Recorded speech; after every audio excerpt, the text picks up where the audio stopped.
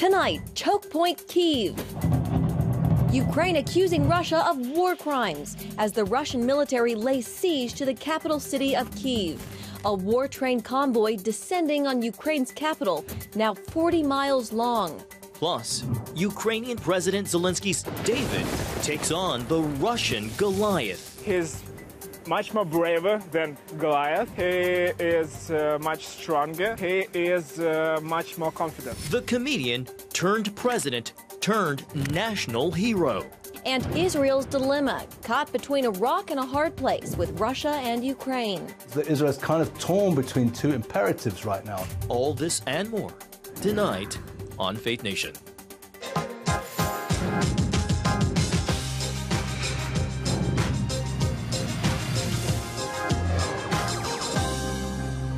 Evil and barbaric, Ukraine's foreign minister slams Russia's escalating violence. Welcome to Faith Nation in Washington.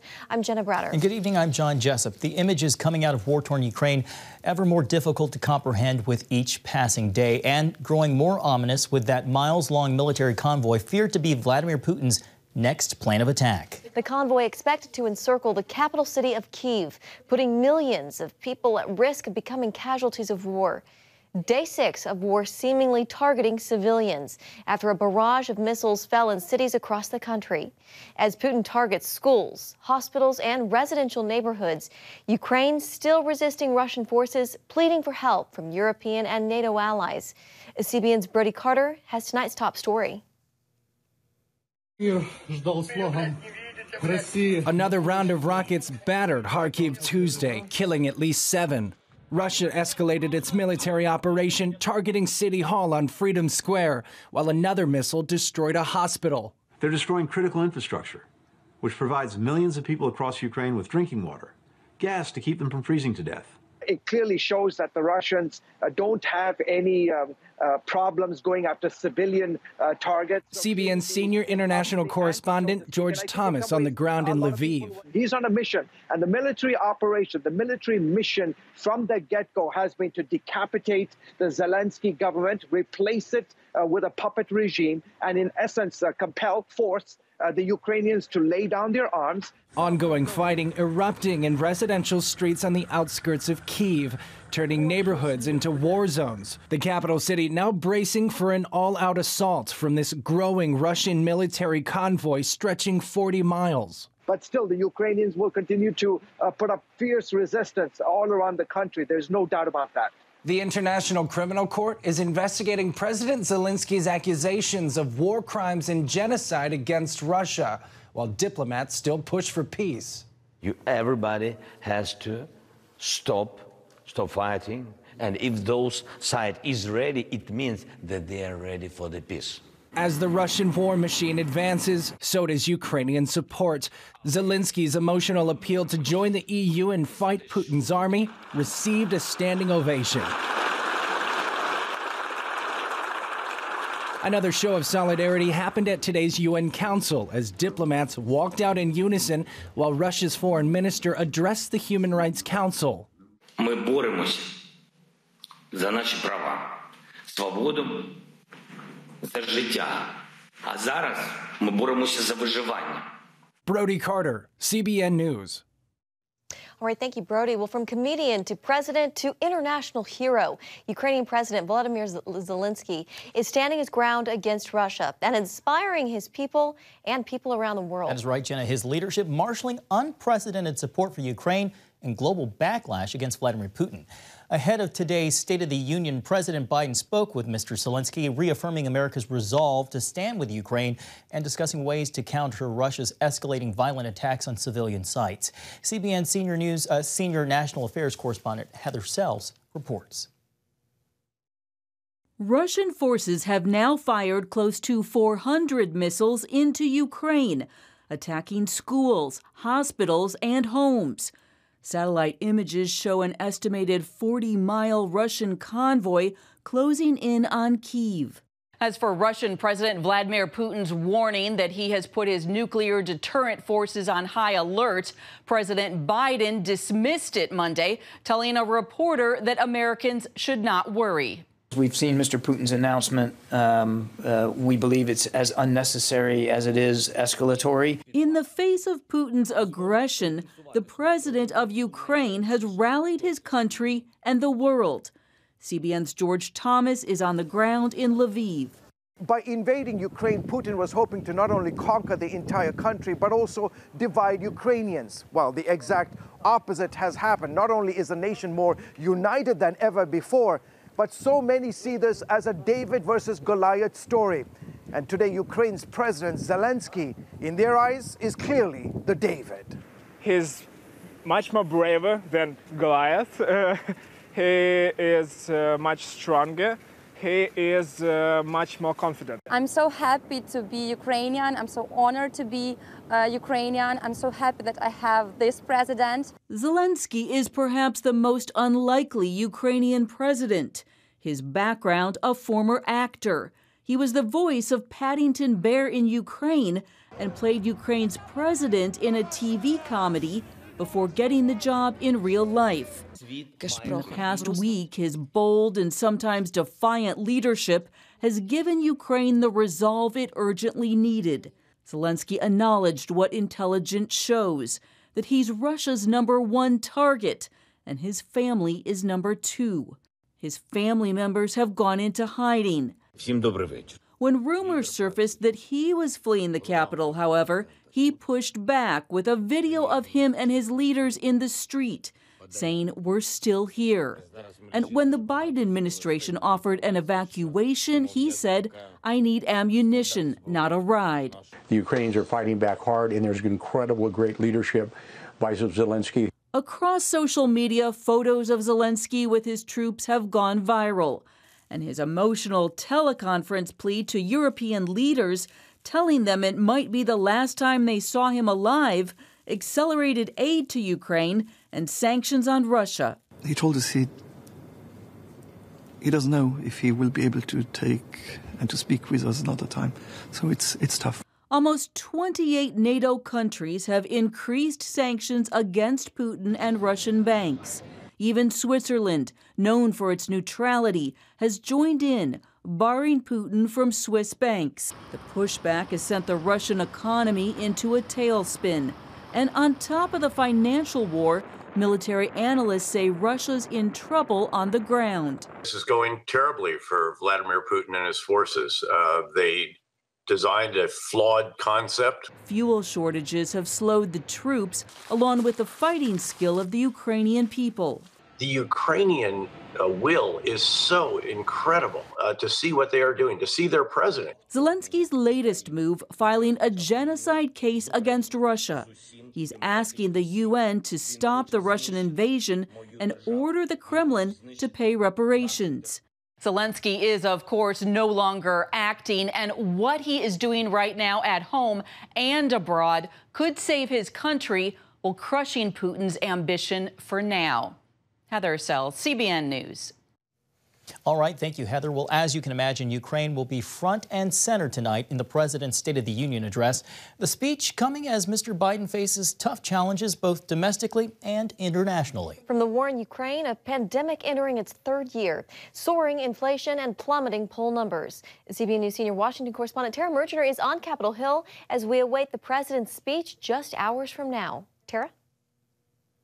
Jenna, the White House says the president will also ask Congress to pass a so-called unity agenda that apparently has some bipartisan proposals in it, but Ukraine obviously taking center stage tonight. This speech has been in the works for months. We're told originally it was going to focus on Biden's domestic agenda, and he was going to try to use it to jumpstart his massive social spending plan that has stalled. But the war in Europe obviously forcing him to change course. He is now expected, as we've said, to use some of his remarks to talk about the Russian invasion of Ukraine. There's been some criticism from both parties that the president has been too slow to stand up to Russian President Vladimir Putin and impose sanctions against them.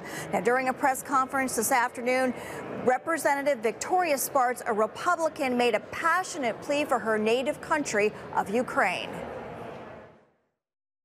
These people will not surrender, but we need to give them a chance to survive. Otherwise, they have no chance. We'll have millions of people killed. We need to create a humanitarian corridor for some people to be able to escape, for children, women and children, because he's now shooting at them. I think we have a responsibility.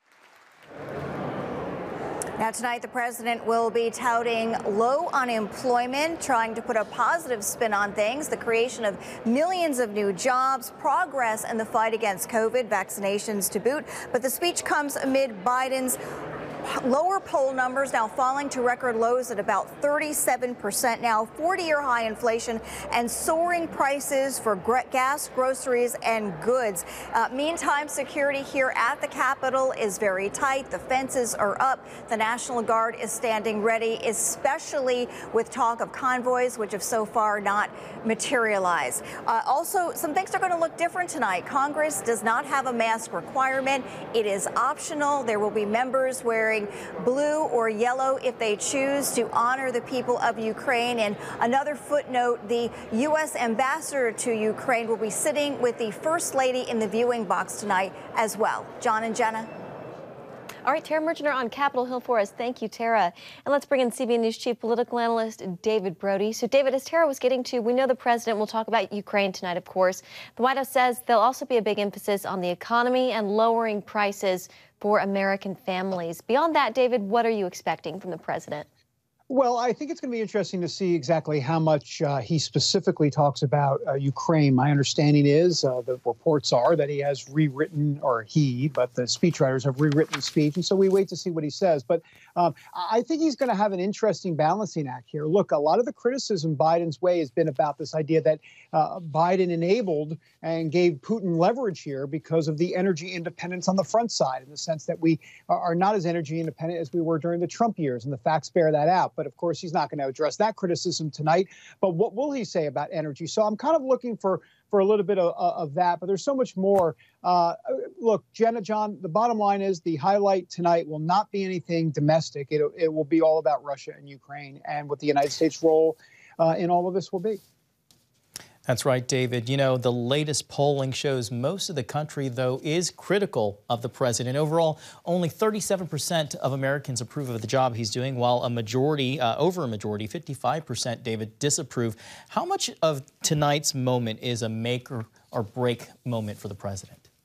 No, I don't think it's a make or break moment at all. I think, how do I say this? It was kind of broken a long time ago. What do I mean by that? Well, let's go back to Afghanistan. I think that was the trajectory point where the Biden administration, where the Biden White House started going down, because at that point, people saw specifically a lot of incompetence when it came to the withdrawal out of Afghanistan. And then now, John, you just mentioned those poll numbers about Ukraine. Look, they've done a lot of sanctions. They've done a lot of good things, but the public is already skeptical of Biden on Ukraine. Why? Because of Afghanistan. And if you notice, when I talk about trajectory, I'm not just talking about on the world stage. I'm talking about economically as well. I think Biden lost a lot of credibility, that he had at that time when Afghanistan happened, because the incompetency was transferable. It wasn't just Afghanistan. They saw it on COVID. They saw it on the inflation. They saw it on the economy writ large. And I think that's when you saw his numbers really start to tank. I think Afghanistan, honestly, was the #1 issue in Biden's presidency thus far. And because of that, everything else has been affected. I really believe that, guys. All right, David, we have to leave it there. But thank you so much, David, and we'll see you a little bit later tonight. Sounds good. And, of course, you can watch the State of the Union tonight on the CBN News Channel. John, David, and I will be there. Just download our app or visit our CBN News YouTube page. The address starts at 9 p.m. Eastern. We'll also carry the Republican response immediately after. Again, the State of the Union tonight at 9 p.m. Eastern. Coming up, between a rock and a hard place, how the Russian invasion of Ukraine is affecting Israel and what it means for stability in the greater Middle East when Faith Nation returns.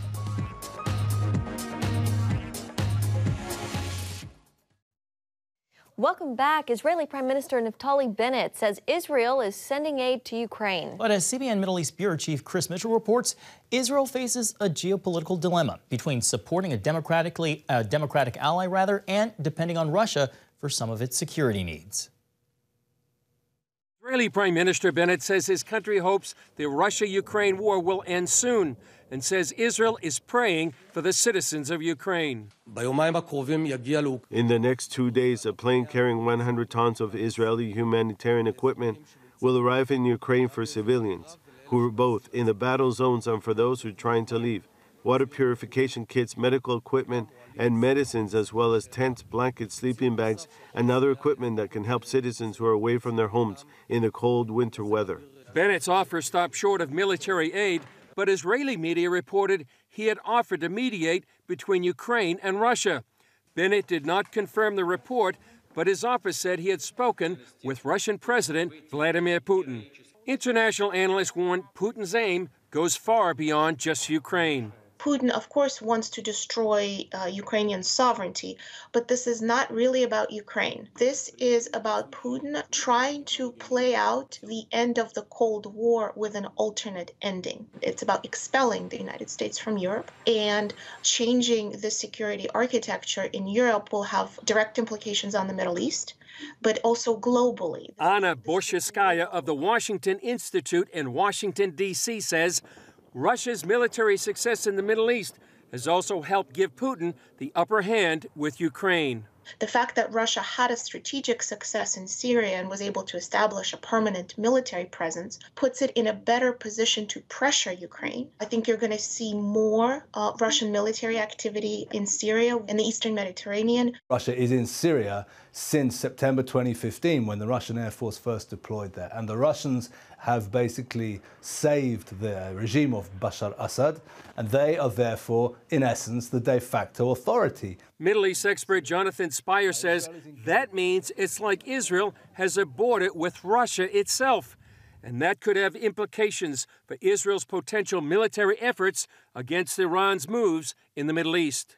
Now, Israel is engaged in an ongoing air campaign to try to roll back Iranian efforts at consolidation and entrenchment in Syria. Nothing can happen over the skies of Syria without tacit Russian permission, which means that the Israeli-Russian relationship is of paramount diplomatic importance to Israel right now.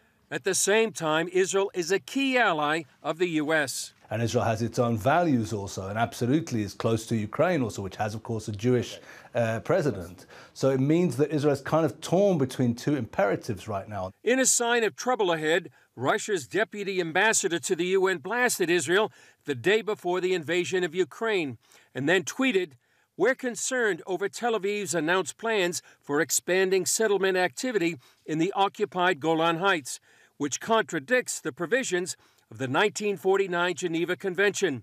Russia doesn't recognize Israel's sovereignty over the Golan Heights that are part of Syria. Israel captured the strategic plateau during the 1967 Six-Day War and considers it critical for the defense of the Galilee and the country." For now, Putin has his hands full with Ukraine.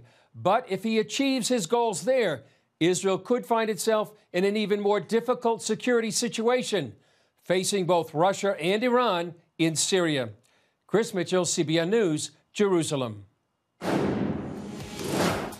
Ukrainian Jews facing a nightmare deja vu.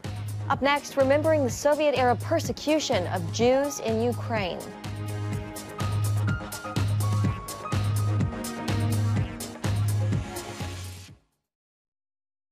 Well, welcome back. Today's deadly airstrike knocking out a television tower in Kyiv also hit a Holocaust memorial where 34,000 Jews in 1941 were slaughtered by Nazis. The current campaign is reviving fears of terrible times for Ukraine's Jewish community. But whatever the future brings, some just want to be a blessing to their countrymen. George Thomas has the story. What's your dream here for this place? To restore it will be a sign that whatever enemies could do to destroy humanity is not possible to kill. How you know that Meilak Sheket's office sits next to what was once Ukraine's oldest synagogue. For 359 years, it stood as a symbol of a thriving religious community. Then came 1941. Which brought Nazi bombings, followed by the massacre of 1.5 million Ukrainian Jews.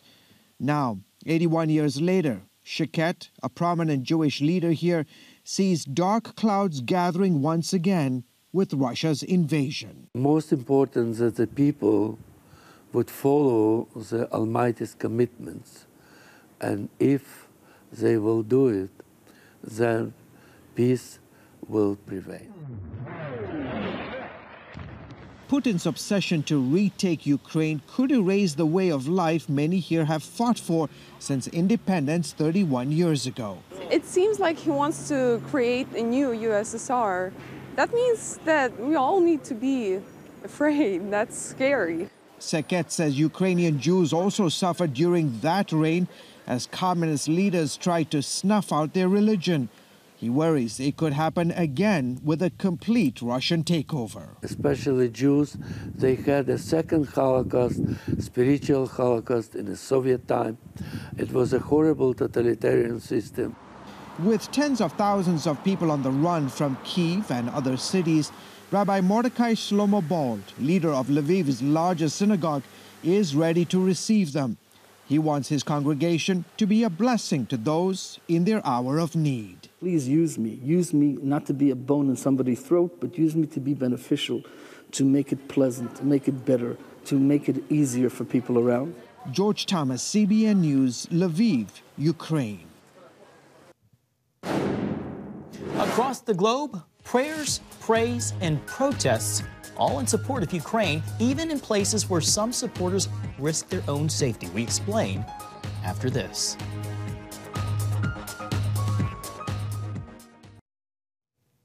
Finally tonight, as Russia continues its relentless invasion of Ukraine, the rest of the world is rallying for peace. From prayers to protests all across the globe, demonstrators are demanding an end to the war in Ukraine.